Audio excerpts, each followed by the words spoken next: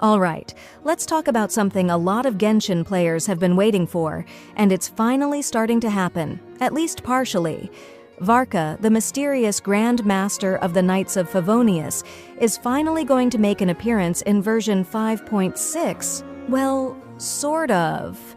And at the same time, we've got a new sketch of SKIRK'S splash art that might not look like much at first glance, but it actually says a lot about her character and potential abilities. Both of these things are exciting on their own, but when you look at them together, they paint a bigger picture about where the story might be heading next, especially as we slowly transition from Natlan into Nod Krai, and maybe even the Abyss. Before we get into the actual details, there's something we really need to talk about, because the timing of these leaks, it's kind of suspicious. As you probably know, yesterday was April 1st. And yeah, April Fool's Day, which in the Genshin leak community basically means chaos. Every year, leakers, artists, and even some data miners use that as a chance to troll everyone with fake splash arts, fake banners, fake announcements, you name it. And this year was no exception. Now, here's where it gets interesting. The SKIRK'S splash art sketch? That one actually dropped on March 31st. But if you look at the time zones, it was already April 1st in China when it came out. So technically it still falls under the April Fool's umbrella, but that might actually be the point. It could be a clever way to throw people off, like, oh, don't worry, it's just an April Fool's joke, while actually slipping out a real leak. It wouldn't be the first time something like that happened either. As for the Varka info, that one was shared with a note saying it's not a joke and that it's meant to be taken seriously. But even then, I mean, let's be honest, we've been burned before. It's still good to stay a little skeptical, especially when this kind of stuff drops during the most troll-heavy time of the year. So yeah, just a quick heads up before we dive in.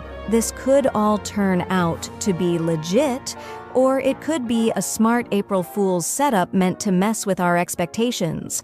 Either way, it's super fun to break down and speculate on, so let's get into what we did see and what it could mean for the future of the story.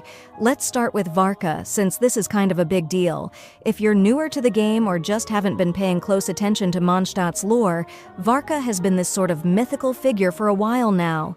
Everyone keeps mentioning him, Jean, Eula, Mika, but we've never seen him. No in-game model, no voice, not even a silhouette. Just secondhand stories about how powerful and charismatic he is. He's the current Grand Master of the Knights of Favonius, which technically makes him the top figure in Mondstadt, but he's been off leading an expedition in Snezhnaya ever since before the game started. Now, according to the latest leaks, Varka will finally be heard, voiced, for the first time in the 5.6 Archon quest. That's right, still no in-game model, so don't expect him to suddenly pop up in a cutscene. It won't be a face-to-face meeting, but this is still the most direct interaction we've ever had with him in the game. And honestly, even just hearing him is already a huge step forward, because from the voice alone, we can start figuring things out. Whether he sounds older and experienced or younger and more energetic, is he calm and commanding or intense and emotional? These things say a lot about a character's personality and role in the story. So even without showing his face, the voice could be our first real clue into who Varka actually is. And considering how long Hoyoverse has been building him up, this doesn't feel random. It really feels like they're setting the stage for something bigger.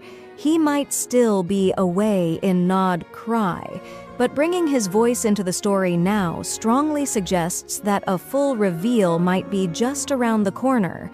Now shifting over to SKIRK, yeah, the same woman who trained Child in the Abyss.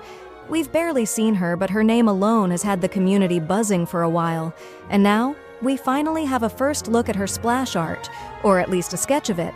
And even though it's rough, it already gives us a lot to work with. While her body is clearly facing away, standing tall, centered, and composed, her head is turned back toward the viewer.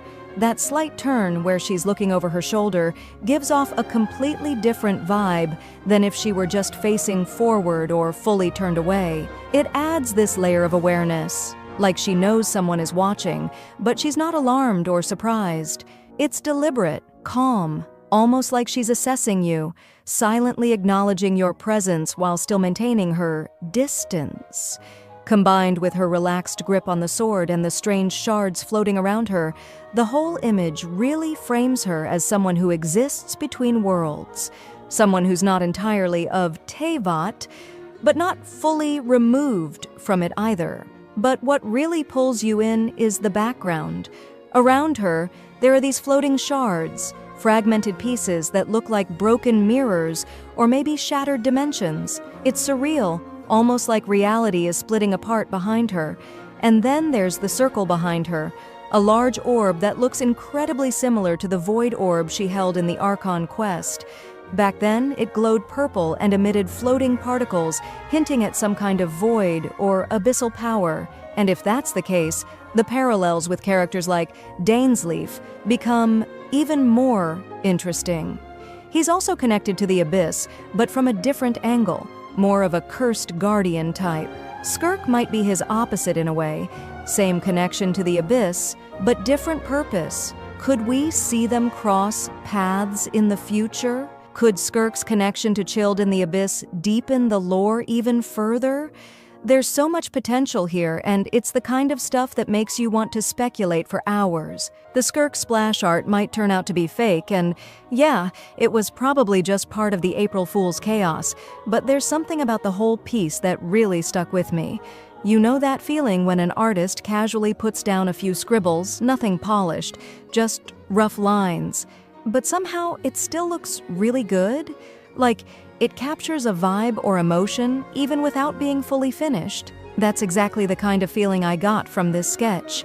It's rough, sure, but not in a careless way. The proportions feel solid, the composition is balanced, and there's intention behind how everything is laid out. From her stance to the way the void orb sits behind her. Even though it looks like someone just sketched over a structure, the entire piece still comes together in a way that feels thoughtful, almost cinematic. It's not just a doodle. It feels like a glimpse into something bigger, like a concept that's not quite finalized but already has a strong identity. Putting it all together, this update feels like more than just the usual Archon quest chapter. It's slowly tying together multiple threads we've been following for years. Varka's voice showing up finally grounds him in the present story, and SKIRK'S splash art sketch adds more fuel to the mystery surrounding the Abyss and what lies beyond. It's not just about who these characters are individually, it's about what they represent in the bigger narrative. Power beyond Teyvat. What do you think? Do you believe Varka is going to play a major role once we reach Nod Krai? Does SKIRK feel like a friend or foe to you, based on her design? I'd love to hear your theories, so drop a comment and let's talk about it. Because honestly, the story might be shifting into its most exciting phase yet.